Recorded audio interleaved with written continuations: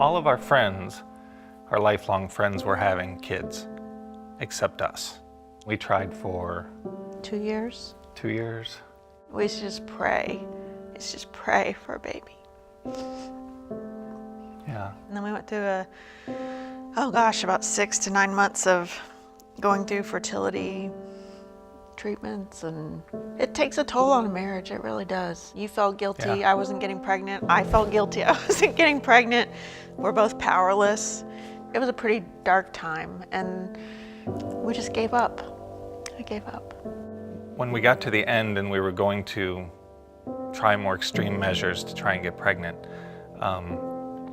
we got pregnant. We had a year of, that whole wonderful pregnancy year, and then the day came. And we had the baby. It was a really crazy experience. I don't know how women do that. It was a very traumatic delivery. Our child had the umbilical cord wrapped around his neck 3 times, so he was on a short leash. So every time he tried to be born, he was getting strangled. And so when he finally was delivered, 5 nurses came in as soon as the doctor pushed that button, and he literally just handed the baby to them as he was cutting the cord. We went from being on top of the mountain to the bottom of the valley, and there was none of the joy of cutting the umbilical cord, holding your child. There was no joyful baby cry.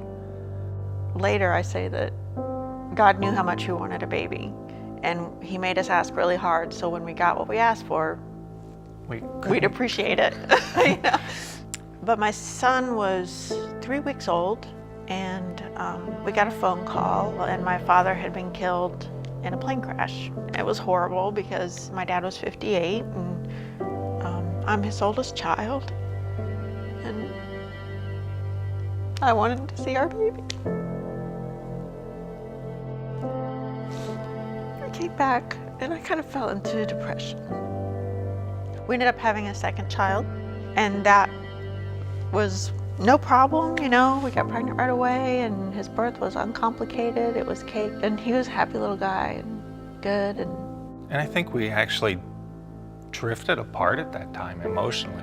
I was so focused on them that I didn't realize how to be a wife and a mother. I was a really good mother, but not a very good wife. And I wasn't a very good husband or a father, either one. You were withdrawing, and I was getting angry. And the more angry you got, the more you withdrew. And you got angry at the kids, so it was like me and the kids and him. And I think you lost respect for me, understandably. I was not behaving the way that I was supposed to behave as a good husband and a good father. So I left. We separated. I was a little bit afraid about leaving. I didn't know what he would do when I told him I was going to leave. I actually was worried that you would lash out at me. So we divorced.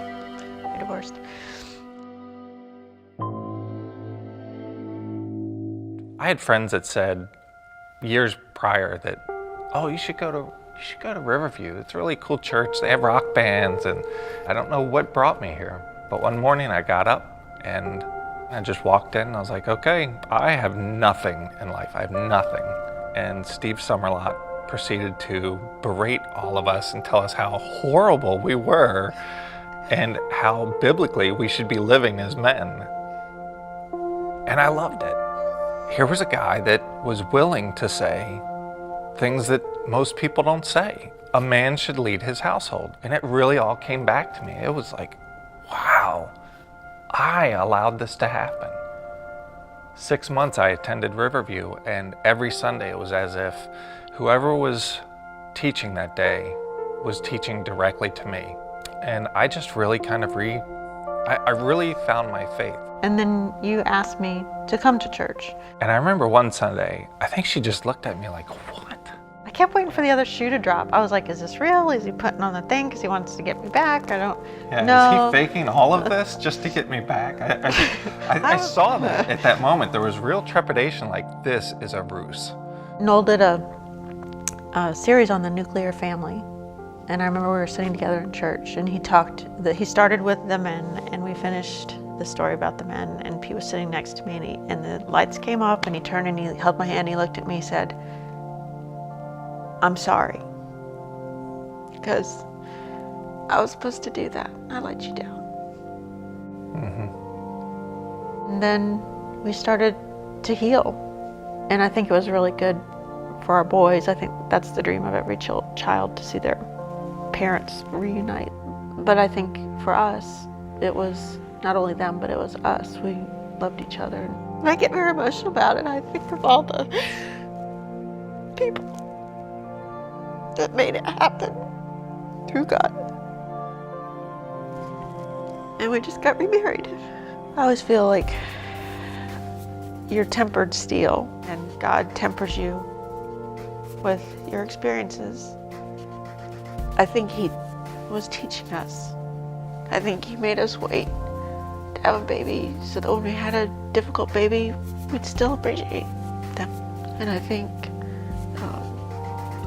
He made us struggle with marriage so that we'll appreciate marriage. And I think that's why things are better between us. It's not the fairy tale. It's stronger than that. And we still have a long way to go.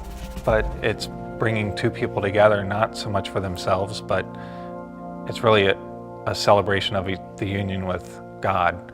That's our responsibility, is to celebrate that we're together through God's presence in our life.